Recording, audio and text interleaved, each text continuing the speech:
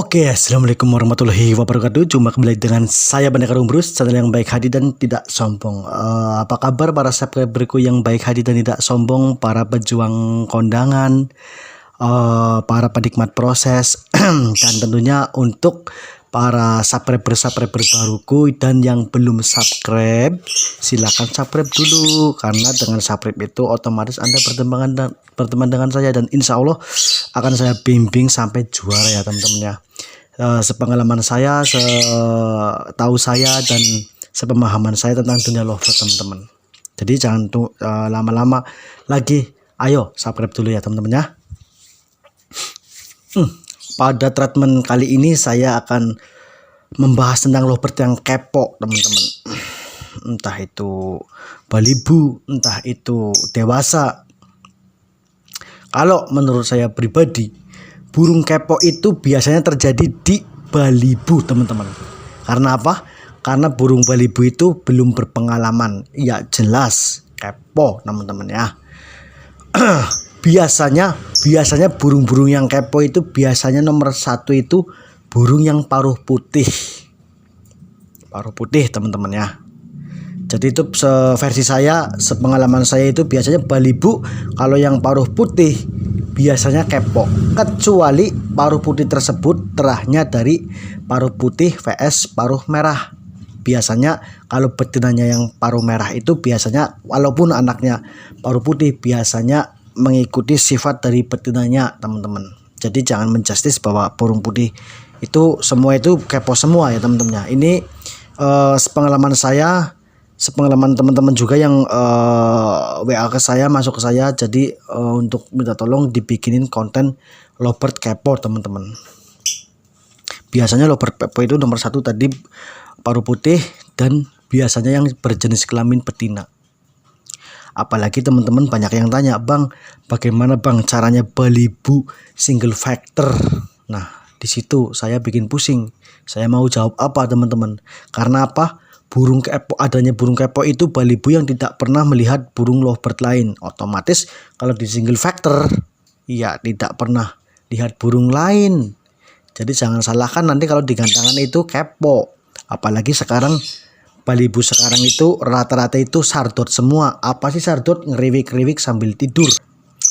Makanya di sini saya akan berbagi treatment sardot tapi tidak tidur ya teman-teman ya.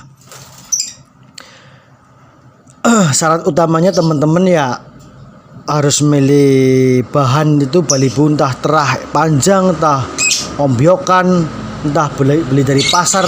Bagi saya sama saja sih. Kalau burung balibu itu tidak dilatih materinya atau durasinya itu sama saja sih. Walaupun terah panjang juga kalau nggak dilatih masteran itu sama saja.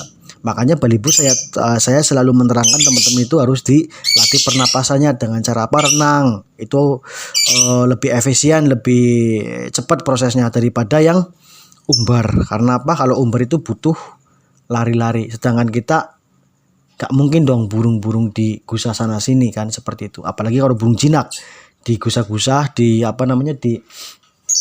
gebrak-gebrak, bukannya malah lari, malah minta makan kan seperti itu. Jadi di sini syarat utamanya itu saya menganjurkan teman-teman cari balibu yang jinak lah.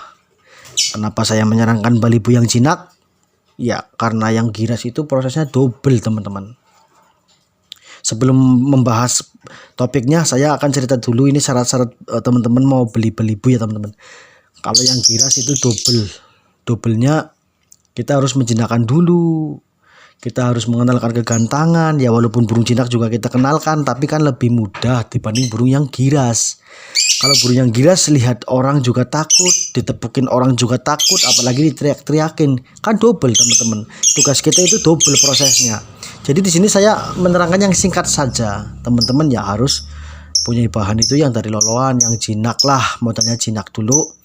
Kalau untuk durasi teman-teman bisa dimasteri sama renang untuk melatih pernapasan. Otomatis kalau pernapasannya panjang dimasteri, insya Allah cepet nangkepnya teman-teman. Dengan materi apa? Materinya yang low speed. Di YouTube banyak, cari aja lovebird ngekek low speed. Kenapa saya menyarankan low speed? Karena untuk daya tangkapnya lovebird balibu itu lebih cepat yang low speed. Lagian kalau yang low speed itu walaupun durasi panjang itu kelihatannya pendek, jadi banyak istirahatnya, nada istirahatnya, daripada yang speednya rapet kelihatannya panjang tapi berapa detik doang. Itu pengalaman saya pribadi. Oke, untuk perawatannya khusus untuk burung lovebird itu teman-teman dianjurkan itu ya minimal melihara 3 atau 4 teman-teman. Bisa di koloni, bisa di koloni beda sangkar. Apa sih yang disebut koloni beda sangkar? Koloni beda sangkar itu burung satu kandang atau sama untulannya itu dijajar-jajar dengan jarak gantangan. Contohnya seperti ini. Kalau pagi kita jemur khusus untuk balibu, minimal katakanlah jam 7 sampai jam 8 saja. Kita beri jarak gantangan. Kalau di gantangan itu berapa meter? Kira-kira 1,5 meter atau 2 meter. Katakanlah seperti itu. Nanti kalau habis jemur kita mandikan dulu. Lebih baik jemur dulu baru mandi. Jangan mandi dulu baru dijemur. Nanti bulunya rusak. Ya teman-teman ya. Setelah habis jemur kita mandikan dulu, angin-anginkan, kita pisah, kita petal. Jangan melihat burungnya dulu. Untuk apa? Untuk melatih durasi, untuk melatih masteran yang kita masteri tadi malam. Seperti itu teman-teman. Syukur-syukur teman-teman punya player yang ngekeknya panjang.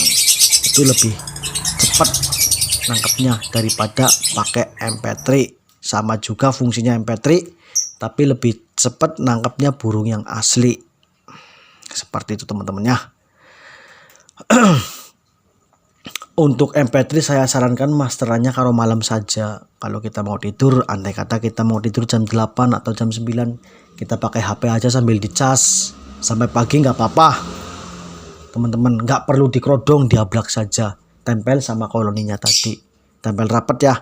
Kalau malam tempel rapet. Jadi kesimpulannya seperti ini teman-teman. Kalau untuk koloni beda sangkar itu, kalau siang itu kita beri kalau pagi itu kita beri jarak gantangan minimal 1,5 meter. Nanti siangnya dimandikan, kita angin-anginkan, kita petal-petal, jangan sampai lihat. Gunanya apa? Untuk melatih durasi tersebut, untuk melatih mentalnya tersebut. Di sini step 1 itu melatih durasi dulu ya. Jadi kalau kita udah kepantau durasinya katakanlah 10 detik, kita mulai latih gantang. Dengan cara apa? Taruh di pedok dulu sampai burung cabut untul langsung bunyi. Loadingnya jangan lama-lama. Kalau loadingnya kelamaan terus diulang-ulang sampai 1 bulan, kalau masih loadingnya lama kita ganti untulan. Kalau untulannya terlalu akur biasanya tidur teman-teman. Jadi kita cari untulan yang akur tapi sering berantem. Paham kan? Jadi burung tersebut kalau kita cabut untul biasanya langsung ngemban-ngemban, ngapak-ngapak sayap, lalu ngunci. Untuk pakannya pakan kenceng. Itu untuk beda sangkar. Sama dengan koloni. Di sini koloni kita campur jadi 4 atau 3. Pakannya kenceng juga, jemur juga sama seperti itu. Nanti siangnya sama juga seperti itu, dipetal-petal. Jangan sampai lihat nanti malamnya satukan lagi di koloni. Cuman bedanya kalau koloni beda sangkar kita tempel, kalau koloni satu kandang kotak itu kita campur. Syukur-syukur ini lebih efisien lagi, ini lebih bagus juga kalau kita kegantangan bawah semua.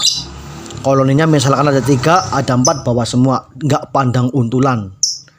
Insya Allah di antara burung tersebut, atau katakanlah teman-teman sudah menyortir itu yang jadi player kita, yang durasinya lebih panjang, penguasa koloni, dicabut pasti langsung bunyi. Saya jamin, digantang pun nggak bakal kepo. Saya berani garansi. Kalau kepo 1-2 hari itu suatu hal yang wajar. Makanya saya sering menyarankan teman-teman itu kalau mau gantang burung, ya mau ganti burung, kita basahi dulu kakinya sama tangkringannya. Nggak usah burung basah, nggak usah. Nanti kelamaan. Ada didis dulu, ada didis bulu dulu. Kalau basah itu pasti ada didis, kecuali memang burung tersebut udah dilatih dari awal seperti itu. Dan burung basah pun ketika di gandangan basa pun dia udah melewati latihan proses yang lama teman-teman. Jadi jangan, nggak usah ikut-ikutan, oh itu basah burungnya gacor, jangan. Itu pun melewati proses juga teman-teman, nggak asal juga dibasahin. Cuman di sini simpel saya itu kita semprot kakinya dulu sama tangkringannya, gunanya apa? Untuk meredam emosi. Di situ burung nanti tidak akan kepok, nebok bawah atau nebok atas atau dan lain sebagainya. Kita tunggu sesuai karakter. Kalau loadingnya 1 session, kita cabut dulu 1 session. Andai kata sebelum gantang itu kelasnya kelas kacer atau main di awal, sebelum kita ada pengumuman dari panitia Balibu 10 menit lagi kita cabut. Sebelum 10 menit atau 10 menit lagi kita cabut. Nunggu burung itu ngunci dulu, ngunci. Nah setelah di situ nanti sedengan dengan bulunya kering sama tangkringannya kering kita gantang. Itu untuk pelatih seperti itu. Jadi untuk teman-teman kalau kondangan 1-2 kali itu suatu hal yang wajar teman-teman. Saya pernah punya burung itu 1 tahun baru jalan, saya pernah. Itu paruh putih 1 tahun baru jalan loh teman-teman. Seperti itu. Jadi teman-teman nggak usah putus asa, nggak usah pesimis bahwa burung saya itu nggak jalan gantang-gantang, khususnya untuk Balibu. Apalagi wah Balibu mah enak, enteng kalau bagi saya.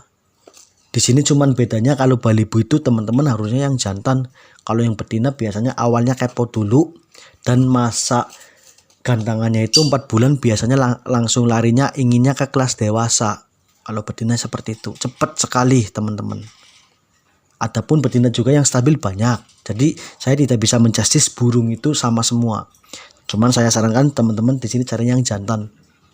Kalau jantan itu belajar ngeriwik, bahasa saya itu belajar bunyi, insya Allah di atas receh.